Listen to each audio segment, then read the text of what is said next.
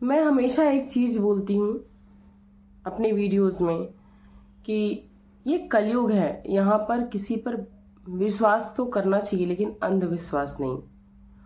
और कलयुग में अगर पूत कपूत हो सकते हैं तो माता भी कुमाता हो सकती है, ये गारंटी है मेरी। जब मैं इस चीज़ को बोलती थी ना तो बहुत लोगों को बहुत ज़्यादा ऑब्जेक्शन होता था। आ जाते थे कि आप माँ को बदनाम कर रहे हो। माँ जननी है, माँ तो भगवान का रूप होती, बेशक होती है, लेकिन आज आज इसी भगवान के रूप में से एक माँ ने अपने बेटे को मार डाला। इसलिए मैं इस चीज़ों को कहती थी आज के टाइम में सब संभव है, सबके पास उतना बड़ा दिल नहीं है और हर इंसान को एक तरीके से जज करना भी सही नहीं है। तो चलिए बताती हूँ। Hey everyone, welcome back to my channel Purnima के शुभ ब्लॉग। और आप सब कैसे हैं? आई होप आप सब बहुत अच्छे से होंगे। मैं भी बढ़िया हूँ। और मेरी वीडियो जो आप लोग देख रहे हैं इसमें से बहुत सारे माँ और पिता भी होंगे। तो जी हाँ, आज मैं एक ऐसे माँ के बारे में बात करने जा रही हूँ जो एक औलाद जिसको मिलती है बहुत मिन्नतों के बाद मिलती है। थोड़ी बहुत नहीं, बहुत ज़्यादा मिन्नतों के बाद, बहुत पैसा रुपया खर्च करने के बाद, बहुत पूजा पाठ करने के बाद मिलती है। लेकिन ऐसा क्या हो जाता है कि वो उसी औलाद को, अपनी औलाद को, जो माँ दूध पिलाती है उसको मार डालती है, उसका गला घोंट देती है, उसकी हत्या कर देती है। जी हाँ, ये सच है कहानी, इसमें कोई भी झूठ नहीं है। और ये ऐसा काला सच है जो कलयुग का संकेत देता है कि वाकई में कलयुग आ चुका है। मैं हमेशा कहती हूँ अपने बच्चों के मामले में किसी पर भरोसा मत करो। मैं बहुत खुलकर कहती हूँ, शायद इस वजह से ये मेरी बात बुरी लगती है कि आप भरोसा तो करो लेकिन अंधा भरोसा मत करो। चाहे वो कोई भी रिश्ता हो, चाहे वो कितना भी करीब का रिश्ता हो। नाम देने से शायद ज़्यादा बुरा लग जाएगा, इसलिए मैं नाम नहीं दूंगी रिश्तों को, लेकिन ज़रूर कहूँगी कि किसी भी रिश्ते पर उतना ही भरोसा करो जितना चल जाए। अंधा भरोसा बिल्कुल मत करना। जी हाँ, एक हम दंपति की बात कर रहे हैं। उनकी शादी हुई 2003 में। 2003 में उनकी शादी हुई। जो जैन जी हैं, जैन है, इनका नाम है अलका जैन, जिन्होंने अपने बेटे को मारा। इनके पति प्राइवेट बैंक में काम करते हैं और काम के सिलसिले में बाहर अक्सर आया जाया करते हैं। इसी बीच इनका ट्रांसफ़र भी हो गया था भोपाल में, और अपने बच्चे के दाखिले के लिए प्रयास भी कर रहे थे कि वहीं पे हो जाए, वहीं शिफ्ट हो जाए सारे के सारे, क्योंकि किसी भी माँ पिता को दूर रहना अच्छा नहीं लगता अपने माँ बाप से, अपने परिवार से। तो बस इसी सिलसिले में वो आया जाया करते थे। और ये ऐसी माँ है जो अपने बच्चे को एक रोटी भी बनाकर नहीं खिला सकती थी। 2003 में शादी होती है। 2010 के आसपास इन्होंने टेस्ट ट्यूब बेबी कराया। इनको बच्चे नहीं हो रहे थे, बहुत पूजा पाठ, मिन्नतें, बहुत कुछ किया, दान धर्म, नहीं हुआ कुछ भी। टेस्ट ट्यूब बेबी का सहारा लिया और इनके घर में एक बहुत प्यारा सा बेटा आता है, अभ्युदय नाम रखते हैं उसका ये लोग। और उसके बाद वो बच्चा धीरे धीरे बड़ा होता है। माँ बहुत खुश रहती दिखाती है, अब पता नहीं रहती है नहीं पता। उसके साथ रील्स वगैरह ही बनाती है। हाँ, बच्चा थोड़ा पढ़ने में कमज़ोर था, इस बात को इन्होंने मेंशन किया है। क्यों किया है मैं भी बताऊंगी, उसको भी बताऊंगी आपको। तो उसके बाद बेटे को शौक था कि माँ बिंदी लगाए, माँ के जैसे दिखे, और उनके कुछ ऐसे अय्याशी भरे शौक थे जो बेटे को पसंद नहीं आते थे। बेटा धीरे धीरे बड़ा होने लगा। बेटा 15 साल का था, अब 8वीं में पढ़ने लगा, यहाँ तक का सफ़र है हुआ। और वो अपने बेटे के साथ रील्स भी बहुत बनाती थी। बेटा भी बहुत शौकीन था रील्स का, अपने डांस वीडियोस वगैरह बनाता था। पर अपनी माँ को हमेशा बोलता था, माँ आप बिंदी लगाया करो, अच्छा लगेगा, ऐसे सूट पहनती हूँ तो इस पर बिंदी सूट करेगी, इस पर ऐसे ज्वेलरी सूट करेगी। पर उस माँ को ना बुरा लगता था, उसको लगता था ये मुझे टोक रहा है। हमारे बच्चे जब हमें कुछ कहते हैं तो हमें बड़ा अच्छा होता है कि लगता है कि हमारा बच्चा इतना समझदार हो गया। कि मेरा बेटा भी कभी कभी कहता है जब मैं साड़ी पहनती हूँ कि अब मम्मा इसको उतारना नहीं, आप कभी कभी पहनते हो ना, मैं रेगुलर नहीं पहनती हूँ, अच्छा लग रहा है। मुझे बहुत खुशी होती कि मेरा बेटा उसमें पसंद कर रहा है। नहीं उतारती हूँ मैं, कभी कभी भारी होती तो भी नहीं उतारती हूँ। आज के टाइम में रेगुलर साड़ियाँ पहनते भी हैं बहुत सारे लोग, बहुत सारे नहीं भी पहनते हैं। ऐसे ही वो बच्चा बोलता था। अब उसमें उनको क्या बुरा लगता था, या फिर बात कुछ और थी। उनके रिश्ते के बारे में भी बहुत सारी बातें आई हैं। तो ऐसे में उनको बहुत अखरती थी अपने बच्चे की बातें। अब एक दिन वो पेपर देकर आता है और माँ इस चीज़ को मेंशन करती, उसका पेपर अच्छा नहीं गया था। वो इसलिए मेंशन करती ताकि वो ये चीज़ दिखा सके कि पेपर अच्छा ना होने के कारण वो डिप्रेशन में था, जबकि जांच में ऐसा कुछ भी नहीं आया कि वो डिप्रेशन में था। अब वो माँ अपने बच्चे को रोटी भी बनाकर नहीं खिला सकती, उसके लिए उन्होंने मेड रखा है। मेड 1:30 बजे बच्चे को खाना खिलाती है और 2:22 पर घर से चली जाती है।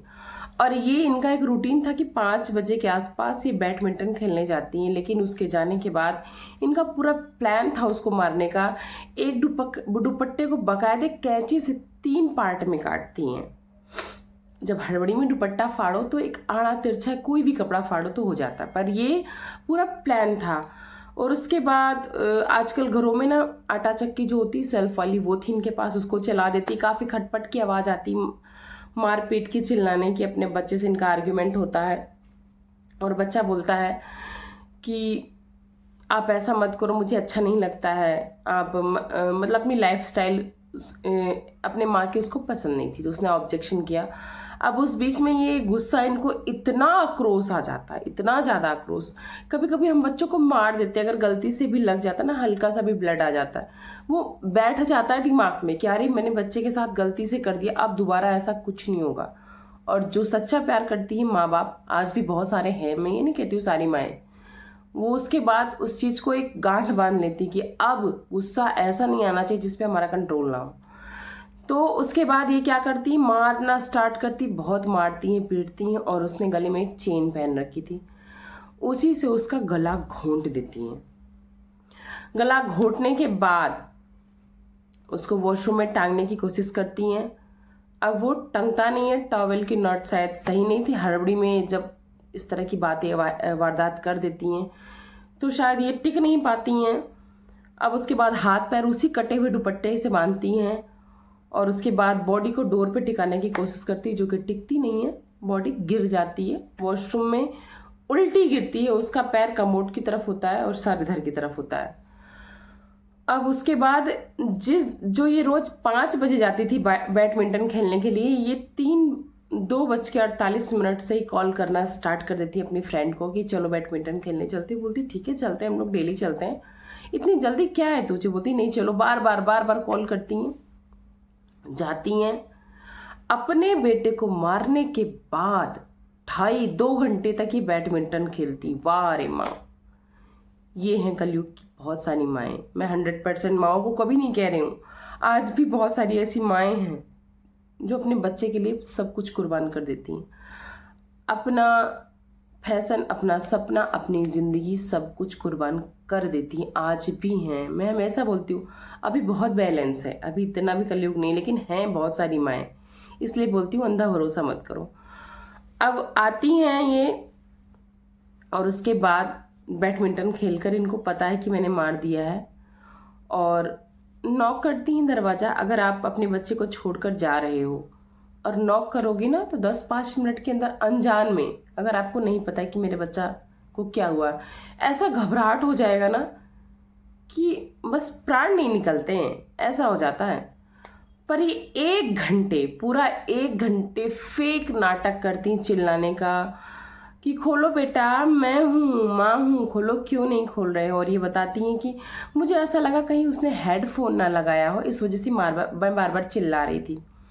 पूरा 1 घंटा इन्होंने रिहर्सल किया नाटक करने का। उसके बाद अपनी उस फ्रेंड को फ़ोन करती, बोलती देखो मेरा बेटा डोर नहीं ओपन कर रहा। वाकई में इस सिचुएशन में 10-5 मिनट काटना मुश्किल होते हैं, 1 घंटा बहुत लॉन्ग टाइम होता है ऐसे घबराहट में टाइम काटने का।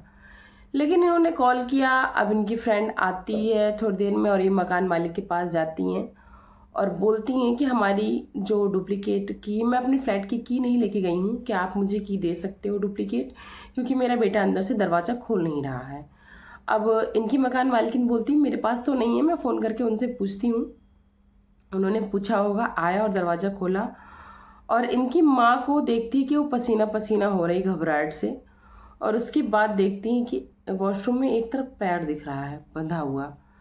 अब उनको डाउट होता, उन्होंने फ़ौरन अपने बेटे को फ़ोन किया, बोला डैडी को भेजो, पापा को भेजो ऐसे जल्दी जल्दी, और एम्बुलेंस को फ़ोन करो, कुछ यहाँ पर ऐसा घट गया है जो नहीं होना चाहिए, मतलब गलत चीज़ें हो गई। पुलिस आती है, सब कुछ जांच पड़ताल होता और ये ऐसा चिल्लाती है एम्बुलेंस के पीछे कि मैंने अपने बच्चे को नहीं मारा, जबकि सामने से कोई ये नहीं कह रहा था कि आपने अपने बच्चे को मारा है। पर ये घबराहट में चोर ना हमेशा सुराग छोड़ जाता है और चिल्लाती मैंने अपने बच्चे को नहीं मारा, नहीं मारा, नहीं मारा, एम्बुलेंस में बैठ जाती और उस चैन को चुराने की कोशिश करती हैं जिससे उसने ऐसे कसकर उसका गला घोटा था। चुरा भी लेती हैं। उसके बाद ये दिखाती कि मैं बेबस थी, इस वजह से एम्बुलेंस के पीछे चिल्लाती उसमें बैठ गई। पोस्टमार्टम होता है, साफ साफ समझ में आ जाता है कि गला घोट कर मारा गया है। 1:30 बजे का खाना खाया बच्चा था, 2:30 बजे उसकी 2:30 से 3 के बीच में मौत हुई है, जब तक ये उसके साथ में थी, क्योंकि 3:38 पर ये गई थी बैडमिंटन खेलने। उसके पेट में जो खाना था वो 1 घंटे का पचा हुआ था। सबूत मिलने लगते हैं, पुलिस को डाउट होने लगता है, लेकिन 3 हफ्ते तक फिर भी ये औरत गुमराह करके रखती। 3 हफ्ते, 1-2 दिन, इतना शातिर थी। अब चेक होता है सीसीटीवी आसपास, आजकल सोसाइटियों में, फ्लैटों में होते ही हैं, लोग आजकल पर्सनल घरों में भी लगवाने लगे हैं। और आसपास के सीसीटीवी से जब चेक होता है तो पता चलता है कि घर में कोई नहीं आया गया, एक मेड और एक ये। मेड से पूछताछ होती, सब कुछ प्रूफ होता है कि वो 2:22 पर चली गई थी और बेटे की मौत 2:22 कर बाद होती है। सीसीटीवी में 2:22 पर वो जाती हुई दिखती भी है, उसकी मौत 2:22 के बाद होती है। पुलिस को सब कुछ शंका साफ साफ दिखने लगता है, सब कुछ। उसने आस पड़ोस से पूछताछ की, पड़ोसी ने भी बोला कि हाँ खटपट की आवाज़ आती है, सब होता है। और इनसे पूछा कि आपने चेन चुराई क्यों, क्योंकि एक जिसका बेटा चला गया उसके एक चेन क्या मायने रखेगी, चाहे वो सोने की हो, चांदी की, हीरे की हो। पुलिस को यहीं पर डाउट हो जाता है कि एक माँ के लिए जिसका इतनी मिन्नतों के बाद बच्चा मिला और चला जाए, उसके लिए चेन क्या मायने रखेगी। पुलिस ने पूछताछ की, उन्होंने बहुत गुमराह किया, मैंने अपने बच्चे को नहीं मारा, उसने खुद किया होगा क्योंकि उसके एग्ज़ाम्स अच्छे नहीं गए थे। यहाँ पर मैं ये चीज़ बताना चाहती हूँ कि इन्होंने बोला उसके एग्ज़ाम्स अच्छे नहीं गए थे, ये दिखाने की कोशिश कर रही थी शायद वो डिप्रेशन में थे, पर ऐसा कुछ नहीं था। और बहुत सारी चीज़ें होती, पड़ोसी की पूछताछ, वो दुपट्टे का कटा हुआ मिलना। और फिर पुलिस ने बोला मेरे पास ऐसे सबूत हैं जो ये प्रूफ करते हैं कि आपने ही अपने बच्चे को मारा है, अगर आप बताओगे तो ठीक है, नहीं तो हम बहुत अच्छे से निकालना जानते हैं। कॉल डिटेल्स भी आ गई थी और इनसे ये भी कहा गया कि आप तो 5 बजे जाते थे, पर ऐसा क्या हो गया था कि आप उस दिन इतनी जल्दी गए, ये टाइम का डिसबैलेंस होना, सब कुछ। उसके बाद जब इन पर सख्ती बढ़ती जाती है तब इन्होंने बहुत कुछ उगला, जिससे साफ हो गया कि इन्होंने ही अपने बच्चे की जान ले ली है। फिलहाल अभी ये जांच बंद नहीं हुई, क्योंकि पुलिस को ये भी जानना है कि इसमें और कोई किसी का हाथ है या नहीं है। तो अभी और भी जांच होगी, जो भी अपडेट आएगी आप लोग के साथ में शेयर करूँगी।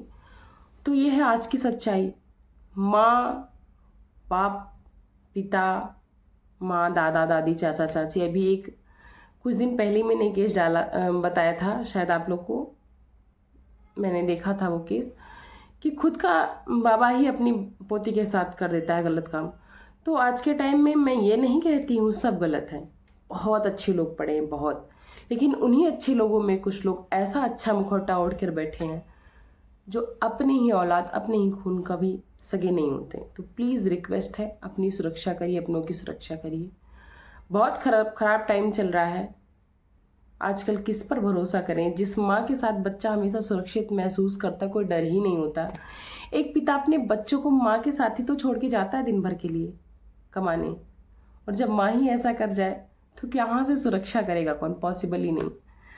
तो चलिए, बस वीडियो यहीं तक की थी, आगे अपडेट अगर आती तो आप लोग के साथ ज़रूर शेयर की जाएगी। तो थैंक्स फॉर वॉचिंग पूर्णिमा की ब्लॉग। वीडियो अच्छी लगी हो, आप लोग को कहीं से भी थोड़ी भी जागरूकता मिली हो तो लाइक, सब्सक्राइब एंड शेयर कर दीजिएगा। मिलती हूँ नेक्स्ट ब्लॉग में, बाय बाय।